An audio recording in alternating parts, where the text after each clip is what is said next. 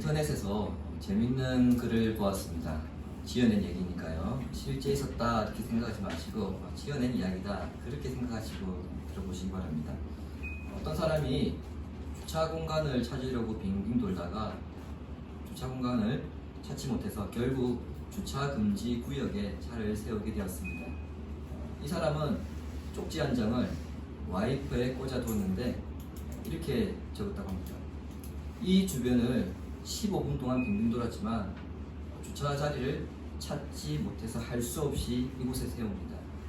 제가 지금 차를 세우지 않으면 일자리를 잃게 됩니다.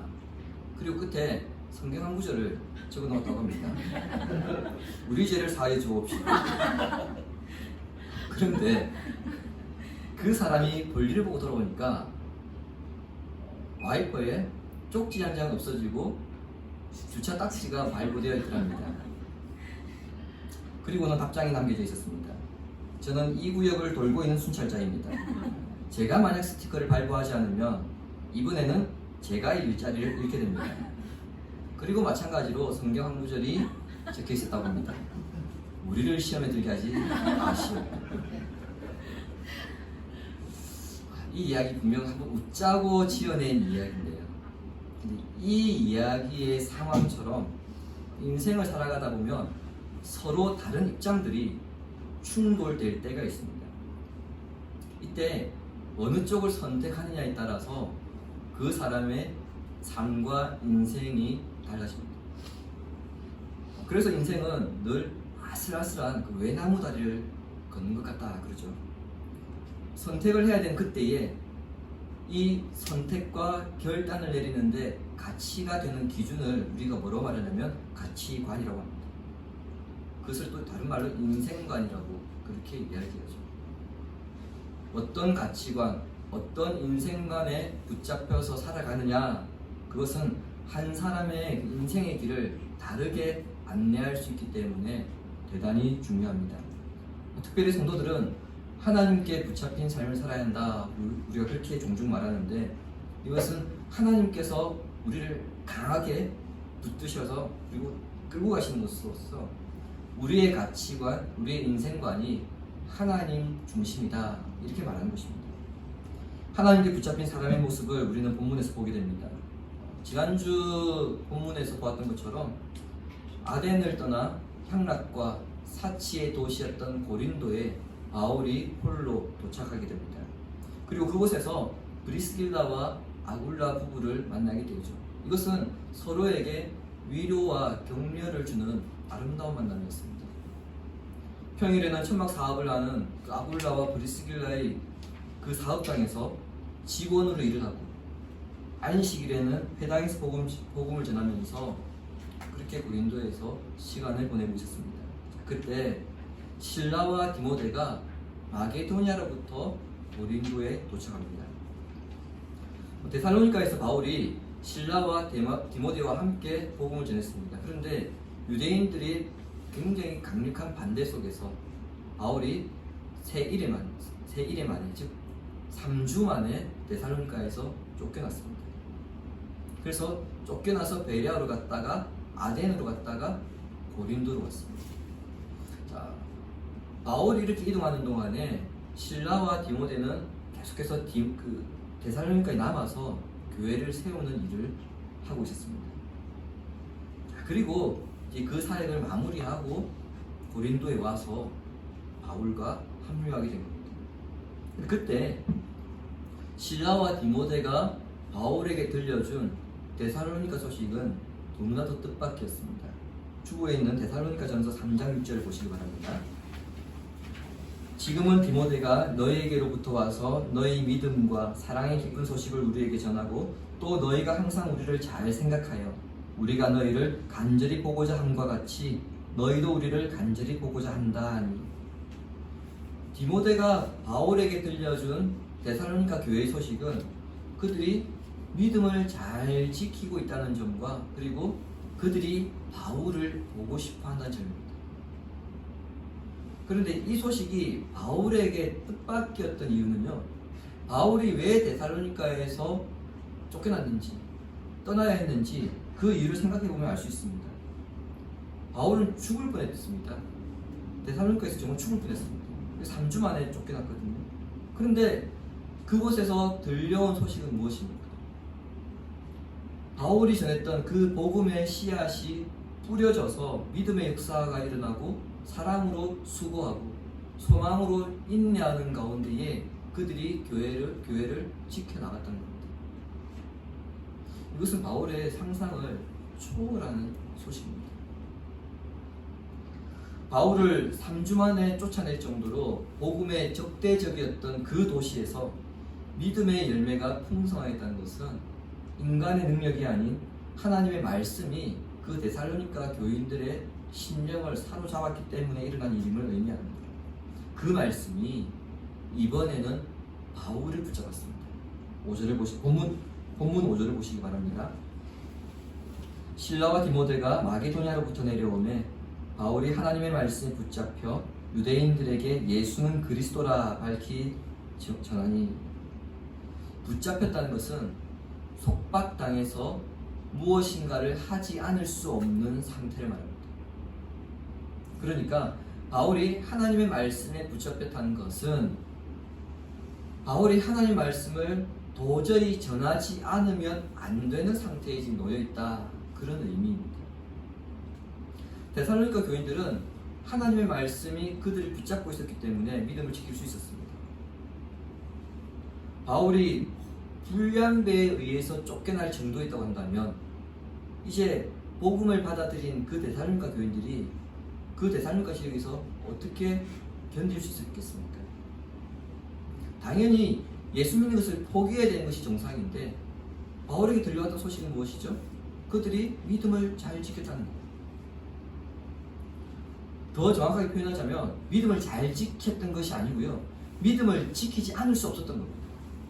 하나님 말씀이 그들을 붙잡고 있었기 때문에 내가 지킨 것이 아니라 하나님 말씀이 그들로 하여금 믿음을 지키도록 만들었다, 이런 의미입니다. 마찬가지로 그 말씀이 지금 바울을 붙들고 있었습니다. 본문의 표현대로는 하나님의 말씀에 붙잡혔더니 바울 역시 복음을 전하지 않을 수 없는 상태가 되어서 가장 먼저 유대인들에게 가서 예수가 그리스도라 이렇게 밝히 증언합니다. 그리스도는 헬라어죠. 그리고 히브리어는 메시아입니다. 그리스도, 메시아 뜻은 기름 부음받은 자라는 뜻이고요, 구원자를 가리킵니다. 그러니까 예수는 그리스도시라, 이 선언은 예수는 너희가 기다리는 구원자이시다, 이 뜻입니다. 예수는 너희가 그토록 기다렸던 구원자시다, 이런 말이기 때문에 유대인들에게는 굉장히 충격적인 말입니다. 오늘날 많은 사람들이 예수님을 알고 싶어합니다. 그래서 나름대로 성경을 읽기도 하고요, 신약 서적을 자기가 사서 직접 읽으면서 연구하기도 합니다. 그러면서도 하나님의 하나님 되심, 즉 예수님의 하나님 되심, 신성을 부인하고 예수님의 구원자 되심을 인정하지 않는 사람들이 의외로 많습니다. 이게 아이러니죠. 예수님에 대해서 알려고 해서 공부를 했는데, 성경을 읽었는데, 읽고도 어떻게 생각합니까? 예수는 구원자가 아니라는 겁니다. 부활주일에 예수님의 부활을 설교하면서 정작 그 부활을 믿지 않는 목사들이 생각보다 의외로 많습니다. 그러나 유대인들은요, 그 정도가 아닙니다. 예수님 당시에 예루살렘에 살던 유대인들이라면 그나마 예수님의 혁명가로서 그 정도의 관심은 있었을지 몰라도 바울이 만나고 있는 이 유대인들, 즉 예수님께서 지금 하늘로 승천하신 지 거의 한 20년이 훨씬 지났을 때거든요. 그 시점에서 유대인들에게는 예수님이 의외의 다른 사람입니다. 그 예수님이 유대의 독립을 위해서 싸운 것이 아니고 십자가에서 무기력하게 죽었다, 그 사실만 받아들였기 때문에 유대인들의 입장에서 볼 때 예수님은 어떤 존재죠? 사기꾼입니다. 그 시대의 유대인들이 봤을 때 예수님은 사기꾼입니다. 더군다나 예수님을 십자가에 못 박게 죽게 했던 사람이 누구죠? 유대인들입니다. 따라서 예수가 당신들이 그토록 기다렸던 구원자시다 이런 말을 들었을 때 그들은 가만히 있을 수 없었던 거죠. 그것을 인정하면은 자기들이 예수님을 죽인 것을 인정하게 되는 거죠. 또 하나, 지금까지 예수님을 사기꾼이라고 알아왔는데 그게 잘못됐다는 것을 인정했기 때문에 자기들은 그 사실을 결코 받아들일 수 없었던 겁니다. 그래서 그들이 바울을 대적하고 비방했습니다. 대적했다는 것은 욕을 퍼부으며 대항했다는 뜻이고요. 해방했다는 것은 근거 없이 헐뜯어서 명예를 훼손시켰다는 의미입니다. 우리 한글 성경에는 유대인들의 반대가 지금 단회성으로 그렇게 번역되어 있지만 헬라어 성경은 지속적으로 대적하여서 비방했다 이것을 강조하고 있습니다. 자, 그렇다면 그들이 이렇게 지속적으로 바울을 대적하고 모함하고 헐뜯은 이유가 무엇인가? 간단합니다. 제가 앞서 말씀드렸던 바울의 메시지를 받아들이게 되면 자신들은 누구를 죽인 꼴이 되는 거죠? 메시아를 죽인 겁니다. 자기들은 메시아를 죽인 꼴이 되기 때문에 바울의 메시지를 결코 받아들일 수 없었던 것입니다. 그것은 자신들을 도저히 용서받을 수 없는 죄인으로 만드는 것이기 때문에 저 메시지만큼은 반드시 막아야 된다. 목숨 걸고 막아야 된다. 그래서 극단적으로 반대한 겁니다. 단순히 여러분 너 더 이상 말하지 마. 그 정도가 아닙니다. 죽일 듯이 달려들었다. 그렇게 보는 것이 맞을 겁니다. 정말 이악 물고 그렇게 바울에게 달려들었거든요. 근데 바울이 그렇게 욕을 퍼부으면서 자신에게 달려들은 그 유대인을 향해서 이렇게 말합니다. 6절 보십시오. 그들이 대적하여 비방하거늘 바울이 옷을 털면서 이르되 너희 피가 너희 머리로 돌아갈 것이요 나는 깨끗하니라. 이후에는 이방인에게로 가리라 하고. 예수님은 제자들에게 만일 너희들이 복음을 전했는데 그 사람들이 너희 복음을 받아들이지 않으면 어떻게 하라고 했습니까? 혹시 기억나십니까? 발에 먼지를 떨어버리라고 그렇게 했습니다. 신발에 먼지를 떨어버리라. 그리고는 그것을 떠나라. 그렇게 말씀하셨거든요. 사도행전 13장에 보시면은 1차 전도 여행 때 바울과 바나바가 비시디아 안디옥을 갔습니다. 근데 비시디아 안디옥 사람들이 그 유대인들이 바울이 전하는 복음을 듣고서는 어떻게 행동하냐면은 그 비시디아 안디옥에 있는 그 고위층 사람들을 선동하여서 바울을 쫓아냈습니다. 그때 바울이 비시디아 안디옥을 떠나면서 발에 먼지를 떨어버리고 그 동네를 떠났습니다. 누구 교훈대로 했죠? 예수님 교훈대로 그렇게 했죠. 그런데 여기서는 왜 바울이 발에 먼지를 떨지 않고 옷을 털어버렸을까요? 이것을 이해하기 위해서는 느헤미야 행동을 좀 보아야 합니다. 주보에 있는 느헤미야 5장 13절을 우리 함께 읽겠습니다.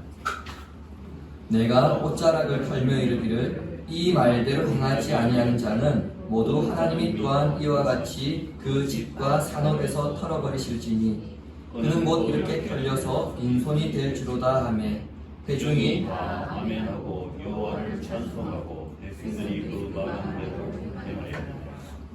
아멘. 느헤미야가 총독으로 이제 포로에서 귀환한 유다 백성들을 다스리고 있을 때입니다. 유다에 있던 부유층들이 고위직들이 가난한 사람들을 높은 이자를 받아가지고 착취를 했습니다. 율법에는 여러분 이자를 못 받게 돼 있거든요. 엄청난 고리대금을 받아가지고 착취를 한 겁니다. 그 죄악에 대해서 느헤미야가 보고를 받았습니다.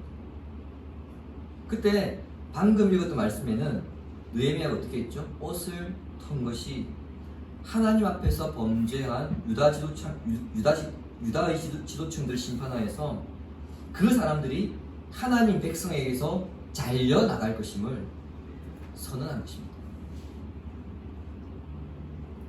이러한 맥락에서 바울 역시 그가 고린도에서 그 회당에 있는 유대인들을 향한 옷을 털었다는 것은 당신들은 복음을 받아들이지 않았기 때문에, 아니 복음을 대적했기 때문에 이제 나는 당신들과 같은 구원의 배를 탄 사람이 아니다, 이런 선언입니다. 즉 유대인들이 이방인들을 굉장히 천하게 여겼는데 당신들이 그 사람들과 별 다를 바 없다는 거예요. 즉 당신들은 이제 하나님 백성 아니다. 나하고 이제 같은 백성 아니다. 그런 선언입니다. 그러니까 발에 먼지를 떠는 것보다 이것은 더 큰 경고이죠. 자, 이렇게 선언한 다음 바울이 이방인에게 갈 것을 말합니다. 이것은 늘 그래왔듯이 나는 이제 유대인들에게 절대 전도 안 해, 이방인만 전도할 거야, 그게 아니고요. 고린도 지역에서만큼은 내가 이제 유대인들에 전도하지 않고 이방인들에게 갈 것이다. 그 선언입니다. 오해하시면 안 됩니다. 자, 그런데 그때부터 놀라운 역사가 일어납니다. 이방인이었던 디도 유스도라는 사람이 바울을 따르게 되고요. 그리스보라는 사람이 자신뿐만 아니라 자신의 집안까지 예수님을 믿는 일이 일어납니다. 특히 그리스보의 영접은 가히 충격적입니다. 이 사람이 충격적인 이유는 유대인이고 회당장이기 때문에 그렇습니다. 당시에 큰 회당에는요, 회당장이 한 명이 아니라 여러 명이 있었는데, 자, 이 사람들의 역할은 회당 건물을 유지하고 집회 일정을 조정하고 그 다음에 설교자를 세웠습니다. 그리고 회당 내에 그 질서를 유지하는 그 정도의 회당에서 막강한 권력을, 지위를 가진 사람이 있습니다. 회당장은 일반적으로 장로들 가운데서 뽑았거든요. 그러니까 이 회당장이라고 하는 것은 그 회당 내에서는 굉장히 중요한 핵심 위치입니다. 그런 사람 중 하나가 유대교와 절교를 선언하고 나 이제 예수님 믿겠다 이렇게 선언했기 때문에 유대교 입장에서는 이것은 보통 타격이 아닐 수 없죠. 마치 어느 날 목사가 이단에 빠졌다, 그런 소식이 버금가는 충격입니다. 본문에는 또 하나의 충격적인 현상을 우리에게 보여주고 있습니다. 고린도 사람들이 디도 유스도의 집에서 말씀을 듣고 주님을 믿었다는 점입니다. 자, 이 장면이 충격적인 이유는 디도 유스도의 집의 위치 때문입니다. 7절에 보면 그의 집이 어디에 있습니까? 회당 바로 옆에 있었습니다. 회당 바로 옆에서 가정교회가 세워지고 이 가정교회가 폭발적인 성장을 하고 있더라는 겁니다. 본문에 기록되어 있지 않지만은요, 바울서 신서들에 의하면 이때 믿은 고린도 출신 교인들이 바울서 신 곳곳에 이름이 기록되어 있거든요. 대표적인 사람이 누구냐면 로마 교회에 추천했던 베베와 그리고 에라스도, 구아도, 그리고 더디오입니다. 다른 사람 몰라도 베베와 더디오는 여러분 한 번쯤 다 들어보셨을 겁니다. 고린도 교회 출신입니다. 유대인들이 외면한 복음을 받아들여서 로마 교회와 고린도 교회의 일꾼들이 되었습니다. 이런 바울의 사역을 보면은 바울의 복음 사역이 아주 쉽게 진행되는 것처럼, 그냥 복음만 전하면은 열매가 숭풍숭풍 열리는 것처럼 그렇게 여러분 보일 수 있습니다. 그러나 성경은 오히려 바울의 복음 사역이 결코 쉽지 않았음을 증언하고 있습니다. 9절과 10절 보시기 바랍니다. 밤에 주께서 환상 가운데 바울에게 말씀하시되 두려워하지 말며 침묵하지 말고 말하라. 내가 너와 함께 있음에 어떤 사람도 너를 대적하여 해롭게 할 자가 없을 것이니 이는 이 성 중에 내 백성이 많음이라 하시더라. 아멘. 바울의 전도 사역에 지금 많은 열매가 맺히고 있습니다. 디도 유스도가 예수를 믿어서 자기 집을 내줬죠. 그리고 회당장 그리스보가 믿었습니다. 그 외에도 많은 그리스도인 헬라 사람들이 예수를 믿었습니다. 이렇게 많은 열매들이 나타나고 있었음에도 정작 바울의 마음에는 두려움이 있었다는 것입니다. 여러분, 이 부분을 정말 잘 기억하셔야 됩니다. 바울은 분명 브리스길라와 아굴라의 부부를 통해서 하나님의 큰 위로와 격려를 받았습니다. 그리고 실라와 디모데를 통해서 데살로니가 교회 소식을 들었습니다. 포기했던 그 지역에서 오히려 교회가 잘 성장했고 큰 열매가 맺혔다는 소식을 들었습니다. 그리고 그 과정에서 바울은 자신이 하나님 말씀을 사로잡혀서 자신도 복음을 전하지 않을 수 없는 상황에 이르렀죠. 그리고 그에 따른 영혼의 추수도 거두었습니다. 그럼에도 불구하고 방금 읽었던 9절 10절 말씀에는 무엇을 암시하고 있습니까? 그럼에도 불구하고 바울의 마음에 두려움이 있었더라 이 사실을 암시하고 있습니다. 우리 생각에 바울은 복음에 담대한 사람이고 복음에 확신으로 가득 차 있는 사람인 것으로 생각하는데 정작 바울에게 어떤 마음이 있었다고요? 두려움이 있더라는 겁니다. 이 부분을 우리가 놓쳐서는 안 됩니다. 우리가 성령 충만하면은 흔히 마음이 뜨거워져서 그리고 담대해져서 계속해서 복음을 전할 수 있을 것이라고 그렇게 생각합니다. 그리고 우리가 성령 충만하면 마음이 뜨거워져서 어떻게든지 어떤 상황이 있든지 우리가 복음에 합당한 삶을 살 수 있을 것이라고 생각합니다. 그런데 오늘 본문 말씀 뭐라고 합니까? 그거 착각이라고 그렇게 우리에게 말씀하고 있습니다. 분명 마음이 뜨겁고 당장 무슨 일을 만날지라도 불붙는 열정으로 이겨낼 수 있을 것 같은데 그럼에도 불구하고 두려운 마음은 생길 수 있습니다. 바울 또한 복음의 열매가 풍성해질수록 유대인들의 적대가 심해짐에 따라서 두려운 마음도 커졌습니다. 그 마음을 아시고 주님께서 환상 가운데 두 가지를 말씀하십니다. 하나는 두려워하지 말고 잠잠하지 말고 말하라는 겁니다. 훗날 바울이 고린도 교회에 편지를 보낼 때에 바울이 고린도에 있는 동안에 자기가 어떤 심정을 있었는지 그것을 밝힙니다. 고린도전서 2장 3절 보시기 바랍니다. 내가 너희 가운데 거할 때에 약하고 두려워하고 심히 떨었노라. 여러분이 생각하는 바울은 어떤 이미지였습니까? 죽음 앞에서도 결코 굴하지 아니하고 어떤 상황에서도 유대인들에게 핍박을 받으면서도 돌에 맞아 죽어간 그 상황에서도 복음을 전했던 복음에 대해서 아주 강력했던 그런 바울이라고 우리는 생각하는데 정작 바울은 고린도에 있을 때 어떤 마음이었다고요? 내가 너희 가운데 있을 때 고린도에 있는 동안에 약하고 두려워하고 심히 떨었더라. 그의 마음 가운데 두려움이 있음을 밝히고 있었습니다. 그 두려움이란 어떤 두려움이겠습니까? 박해에 대한 두려움입니다. 유대인들이 그냥 내버려 두지 않았기 때문이죠. 그것도 회당 바로 옆에서 복음을 전하고 있었기 때문에 그들이 결국 가만히 있을 수 없었습니다. 이제 바울이 유대인들을 향해서 옷을 털어버렸기 때문에 더 이상 유대인들에게 복음을 전하지 않았기 때문에 유대인들이 가만히 있었겠구나. 그게 아니고요. 바울이 유대인들을 향하여서 내가 이제 당신들에게 복음을 전하지 않겠다. 나는 이방인들에게만 복음을 전하겠다. 그렇게 선언했음에도 불구하고 유대인들은 바울을 가만두지 않더라는 겁니다. 왜요? 바로 회당 옆에서 복음을 전하고 있었기 때문에. 우리가 조금 상상해 본다면 우리가 중동 지역으로 이란이나 이라크나 사우디 같은 그런 나라 여행을 가서 그곳에 회당에 가서 그 옆에서 복음을 전한다 생각해 보십시오. 어떻게 되겠습니까? 예수라고 하는 예자만 꺼내기도 전에 잡혀갑니다. 바울 역시 지금 항상 목숨을 걸고 복음을 전하고 있었음을 우리가 알 수 있죠. 따라서 주님은 그에게 두려워하지 말 것을 말씀하십니다. 우리가 누군가에게 겁먹지 마. 그렇게 말한다고 해서 겁을 안 먹을 수 없습니다. 분명히 머리로는 겁먹을 필요 없다는 걸 알고 있습니다. 그런데 마음은 겁을 먹게 되어지죠.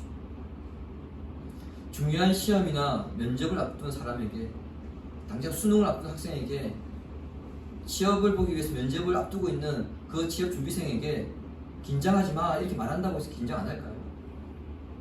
긴장합니다. 우황청심원을 먹어도 긴장합니다. 왜요? 그게 내 마음대로 내 뜻대로 되는 게 아니기 때문에. 따라서 주님은 바울에게 두려워하지 않도록 약속하십니다. 내가 너와 함께 할 것이기 때문에 그 누구도 너를 해하지 못할 것이다.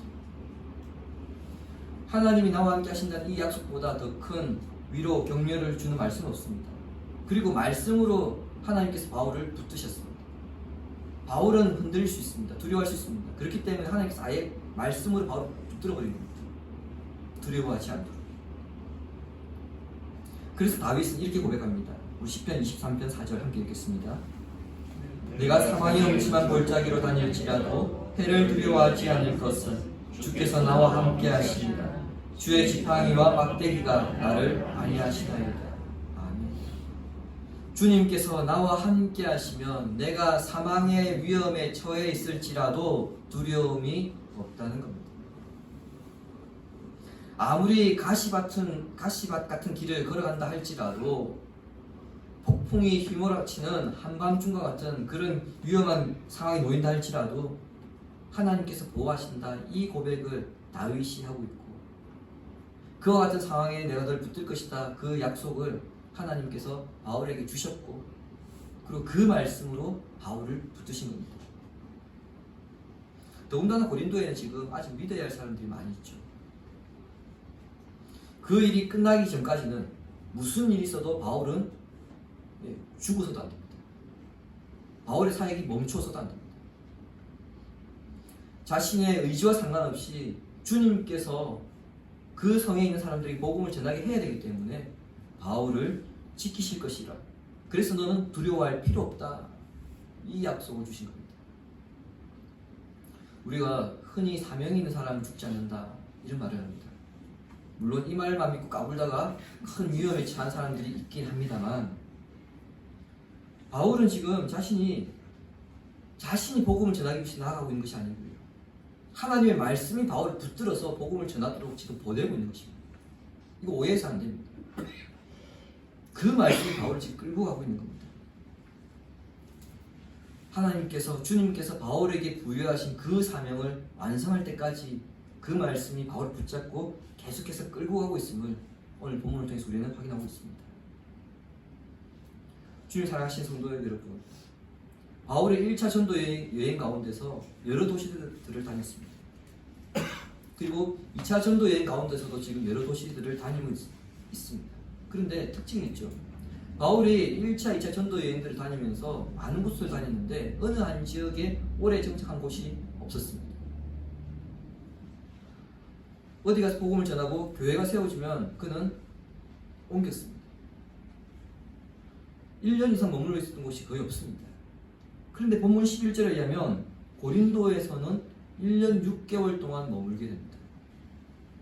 고린도는 지난주에도 말씀드렸듯이 바울이 결코 오래 머물고 싶은 그런 도시가 아니었죠. 그런 도시에 그가 그렇게 오랜 시간 동안 있으면서 한 일은 무엇입니까? 하나님의 말씀을 가르치는 것이었습니다. 그 시간들이 결코 모든 순간이 순적하고 잘 되는 그런 시간들은 아니었습니다. 그리스도인의 삶이 이와 같습니다. 신앙에 대해서 오해하는 사람들은 예수 믿으면 복 받는다, 이 말 때문에 그렇구나, 내가 예수 믿으면 만사 형통 무사 안위하게 될 것이다, 이렇게 생각합니다.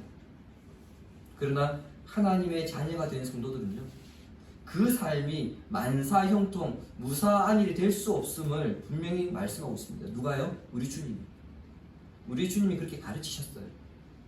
요한복음 16장 33절 보시기 바랍니다. 우리 같이 읽겠습니다. 이것을 너희에게 이르는 것은 너희로 내 안에서 평안을 누리게 하려 함이라. 세상에서는 너희와 혼란을 당하나 담대하라. 내가 세상을 이기리라. 아멘. 우리가 살아가는 세상에서 성도는 환난을 당할 수밖에 없다. 당연하다, 그것은. 이 사실을 주님이 이미 말씀하셨다는 겁니다. 우리가 복음과 정반대된 삶을 살면 상관없습니다. 그런데 내가 복음에 합당한 삶, 복음을 위한 삶을 살면 살수록 그 환난을 당할 수밖에 없을 것이라고 우리 주님께서 이미 우리에게 가르치셨습니다. 그러므로 하나님의 말씀이 내 자신을 사로잡아서 내 인생이 복음의 삶을 끝까지 살아갈 수 있도록 그렇게 소망하시기 바랍니다. 그렇게 할 때에 우리가 복음에 합당한 삶을 살아도 두려워하지 않을 수 있습니다. 설령 우리가 두려움 느낄 수 있습니다. 바울도 무서워했는데요. 우리가 무서워하는 건 당연하죠. 그런 상황에 놓인다 할지라도 하나님께서 그 순간 우리를 두렵지 않게 하심으로써 복음에 합당한 삶, 그리고 신자다운 삶을 살게 하실 것입니다. 험난한 세상에서 우리 모두가 주님 앞에 서는 그날까지 말씀에 사로잡히고 하나님의 함께 하심, 하나님의 인도하심을 소망하면서 여러분이 세움을 받은 그 삶의 현장에서 주님의 뜻을 하나하나 이루어가는 복된 성도들이 되기를 성부와 성자와 성령의 이름으로 축원합니다. 아멘.